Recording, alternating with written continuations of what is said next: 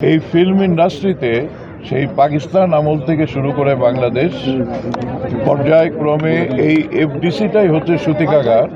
এবং এই এফডিসি এই চলচ্চিত্র শিল্পের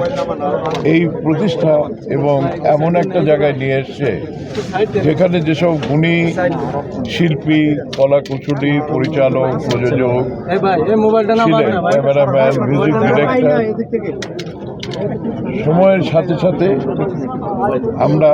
তাদেরকে হারিয়ে ফেলছি। কিন্তু পরবর্তী জেনারেশন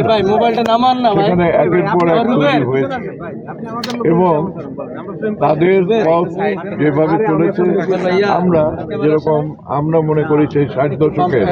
যে ফিল্ম ইন্ডাস্ট্রি ছিল তার পরবর্তী জেনারেশন যারা এই চলচ্চিত্র শিল্পকে প্রতিষ্ঠা করেছে আমরা কিন্তু তার বেনিফিশিয়ারি এবং আমাদের যতটুকু অর্জন হয়েছে আমরা যারা এই চলচ্চিত্র শিল্পের সঙ্গে জড়িত আছি আমাদের এখানে